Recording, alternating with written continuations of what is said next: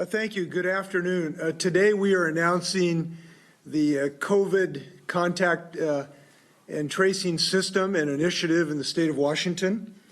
We are excited about this initiative. What up? So here's another update for you.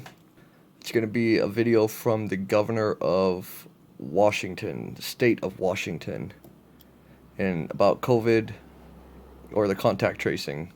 So it's Governor Jay Inslee. I'm just going to read this article right quick. Governor Jay Inslee announced the launch of a statewide contact tracing plan today that will allow more businesses to open and more people to be active in public while helping to slow and prevent the spread of COVID-19. Contact tracing is another tool in the toolbox for tackling COVID-19 in Washington, Inslee said. While we need to continue physical distancing, this will allow us to get a better handle on who gets sick and how the virus is spread, which is vital to reopening our economy. Local health departments will lead these efforts, and the State Department of Health and its partners will support this work. The information collected is only used by public health professionals and is confidential. It will not be shared. Contacts will not be told the name of the person who may have exposed them to COVID-19. So if you watched my other videos, I believe I gave a little bit of a rundown of how it's going to work.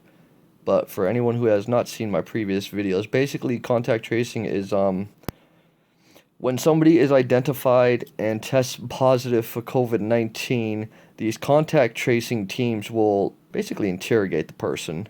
They will use the electronic means in order to track down who they have been around. That'll be done via mainly the cell phone.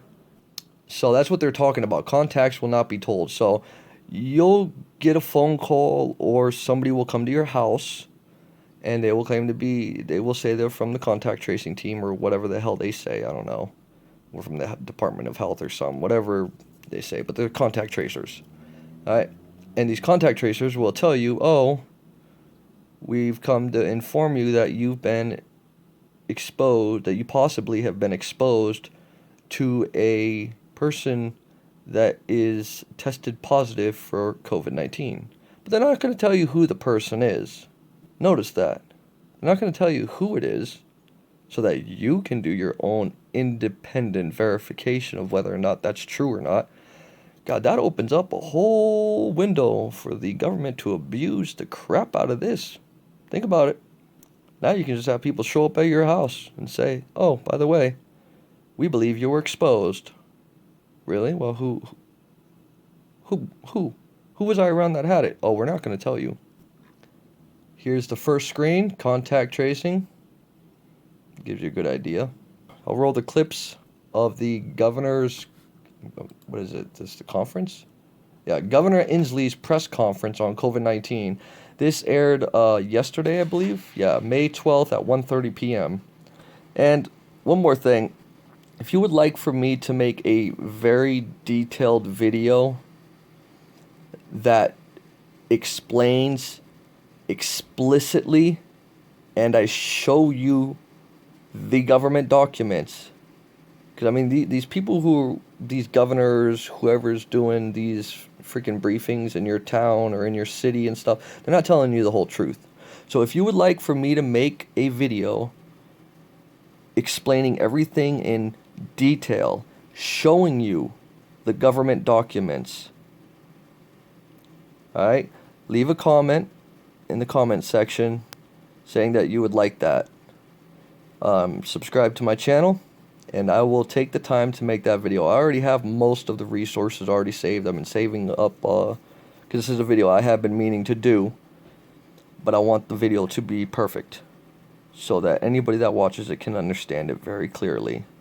Alright, here are the clips. This initiative will be a statewide extension, but it will be on a much grander scale as it needs to be given the extent of the COVID-19 virus. It will be the largest in our state's history, as it should be, and I'm very glad that we can implement this initiative now. Contact tracing and isolation of people who in fact are infected. We think of this as a smart weapon against this virus. It's smart because it's located just to the folks and targeted for the folks who are positive. And if it's successful, it will allow us to reopen our economy. And I want to say, in some sense, this next stage, the testing, contact tracing, and isolation stage of this effort actually will be more difficult in a sense, and its success will depend on both the state and local public health officials, and most importantly, individuals and families who will need to be committed to this effort to help their community. If I can, let me just show you what this basically will look like. We think of the contact tracing initiative as an effort to box in the virus. We want to surround it where it can't get out of that fence and infect more people. It starts with the very first part of this is quarantining upon first symptoms. We need people to isolate themselves as soon as we get symptoms, including their household, even before test results come back. The second step is to test widely. The third step is to isolate quickly. Certainly for people who are positive, will need to remain isolated and their families as well for 14 days. The fourth is to identify the contacts, and this is where we'll talk in some detail about our state efforts to be able to notify people who have had contact with a person soon infected so that they can protect themselves, their families, and the community at large. And the fifth, of course, is to quarantine those people who've had contact who may be at risk even before that they have had a positive test. So that in general is the corral we want to put around this virus. And this is going to be a partnership between our local health districts, which know the ground and know their communities, and the State of Washington Department of Health to bring both those levels of government to bear on this problem.